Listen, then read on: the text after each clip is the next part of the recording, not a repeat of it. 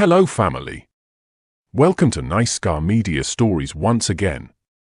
We're so happy to work hard to bring you stories that both entertain and educate. Thank you to our amazing subscribers, you have been so supportive. For those new to our channel, please subscribe, comment, and leave a like if you haven't done that yet, it truly means the world to us. Also, share this video with your friends and loved ones, and don't forget to turn on post notifications so you never miss future videos from us.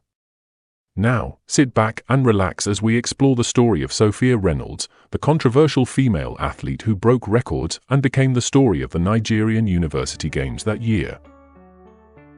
Have you ever seen someone finish a 100-meter sprint so fast that her competitors were still a little past halfway down the track when she crossed the line?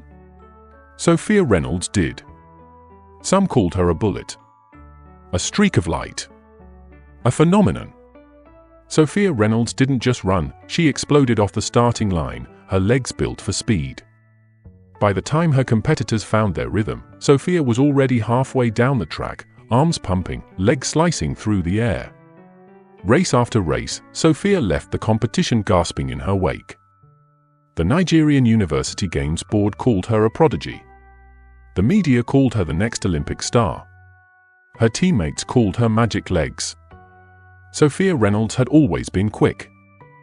From the moment she touched the track at the university's sports complex, it was obvious. Her stride was smooth, her acceleration explosive. When she ran, her body sliced through the air as though the wind was working with her instead of against her. The first time Coach Adeyemi saw her run, he stood in stunned silence at the finish line. "Damn," he muttered under his breath. "This girl's a bullet." Her teammates swarmed around her, laughing, congratulating her. They called her magic legs and flash, but Sophia just smiled shyly, brushing off the attention. She wasn't cocky about it. She showed up to practice before sunrise, stretching under the weak Nigerian sun. The track still slick with dew. After practice, when the others were lying on the grass with their water bottles and phones, Sophia would still be running, sprinting solo 200-meter laps while Coach Adeyemi shook his head and muttered, "Mad girl." The media loved her story. Then the whispers started. "She's too fast. She's too strong. She looks like a man." At first, Sophia shrugged it off. Haters always had something to say when you started winning. Officials started requesting extra tests.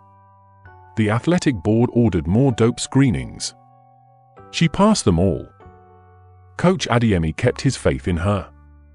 "Focus on your training," he'd say when she asked about the testing. "Let them talk and test." But someone was taking another route to investigate Sophia. Professor Angela Nwosu had been watching her closely. Professor Nwosu wasn't a fan of sports, not really. But she was a scientist, and science demanded truth. The professor of biological sciences had spent years studying athletic performance right from when she was a student in Australia. She knew what was possible and what wasn't. What the body could and could not do. After Sophia's latest record-breaking win, Nwosu sat in her office, replaying the race footage on her laptop. Frame by frame. Analyzing Sophia's stride, her muscle contraction, and her breathing pattern. To her, Sophia's sprinting times were unnatural. No biological female runner should be that fast, that consistently. Her recovery rate was suspiciously high, her muscle composition off the charts. Something wasn't adding up. Professor Nwosu started digging. First, she requested access to Sophia's athletic performance data from the sports department. That was easy enough, she was a lecturer at the university. Then she requested Sophia's medical data under the guise of conducting a research paper on biological factors in elite sprinters. The university hospital provided the files without question. Muscle density higher than the female average. Recovery rates consistent with a male biological framework. Testosterone levels low, but artificially low. A red flag. But it wasn't enough. The professor needed more than medical data, she needed history. She reached out to an old friend in England. A month later, Nwosu's friend provided the necessary information. Nwosu's friend had visited Sophia's old primary and secondary schools, digging through old records and tracing names without revealing her reasons to the school authorities. A few conversations later, the truth began to unravel. "I remember her," one former classmate in her primary school said. "But she wasn't Sophia back then. She was Daniel." Another nodded. "We were in the same class. Everyone knew her?" Her transition made stories. Nwosu's eyes narrowed as she scanned her friend's message.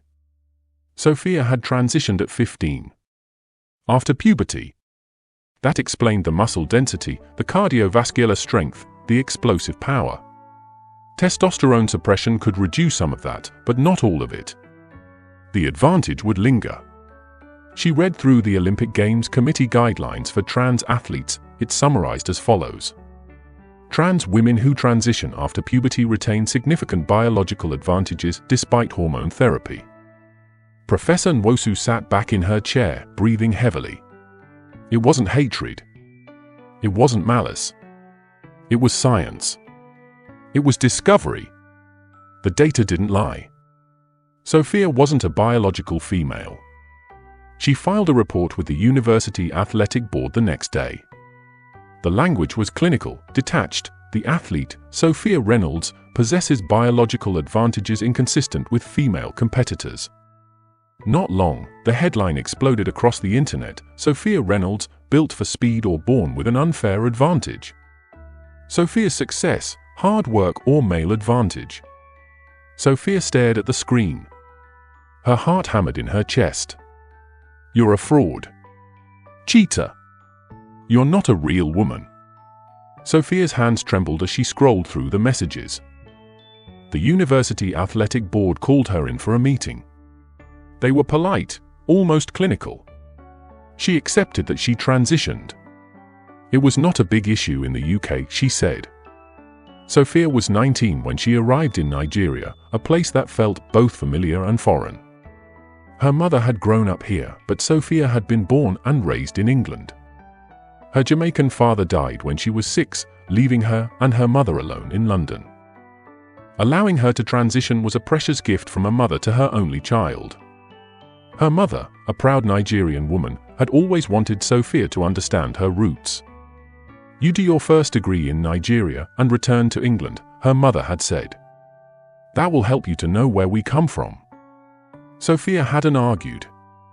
Part of her was curious. But another part of her hoped that Nigeria would be a clean slate, a place where no one knew her past. Where no one would question why she had once been called Daniel. Transitioning was not popular, barely even acknowledged, in most of Africa. Her mother had made it clear before she left England. So Sophia didn't tell anyone. She focused on her studies and the track, hoping that running would be enough to make her belong. Some of the board members looked at her with unease before the chairman said, "Changing biological sex is not acceptable in this part of the world yet, Miss Reynolds. We won't stop you from doing what you love to do. You can still compete, but under new terms. Your record time should be like those of men." Days later, her teammates carried banners and placards to protest. Unfair advantage was written across them. One major one read, "Sophia is a man and so should compete with men." Sophia found out it was Professor Nwosu who leaked the information and went to her office. "You did this," Sophia said, her voice shaking. Professor Nwosu leaned back, her expression cool. "I didn't leak it to the press. But you gave out the information." "I gave out the truth." Sophia's hands balled into fists.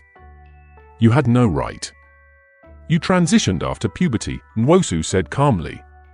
"The physiological effects of male puberty, the muscle mass, bone density, larger heart and lung capacity, don't fully reverse with hormone therapy." Sophia's chest tightened. "I've been on hormones for years. I trained just as hard as everyone else." "It's not just about hormones," Nwosu replied. "It's about biological structure. Your transition after puberty gave you physical advantages that other female athletes didn't have." Sophia's eyes burned. "You don't see me, do you? You only see the data. For the first time, Nwosu's expression faltered. Science requires truth. No, Sophia whispered. You mean your truth? In the next race, Sophia stood at the starting line. The stadium was full, but the crowd was silent. No one cheered. She focused on the track ahead. One race at a time. One step at a time. The starting gun fired. Sophia exploded forward, arms pumping, legs driving. The wind screamed past her ears, and her body burned with the familiar rhythm of speed. As usual, she crossed the finish line far ahead of the others. Silence followed. No cheers. No applause. Rather, shouts of "Go and compete with your fellow men." Sophia smiled anyway. Sophia left Nigeria after the semester break. She left a note for Coach Adeyemi. I don't belong here. I'm leaving to start over where I am accepted. Months later, Professor Nwosu sat in her office and saw Sophia's name flash across the news. Sophia Reynolds wins British Championship. In the picture, Sophia stood smiling with her medal. Nwosu's lips tightened. For a moment, her hand hovered over the keyboard, then she closed the screen and muttered, "What is acceptable there is not acceptable here." Thanks for watching. Do you think the Nigerian University was right to assign Sophia men's record times? Please share your thoughts in the comment section.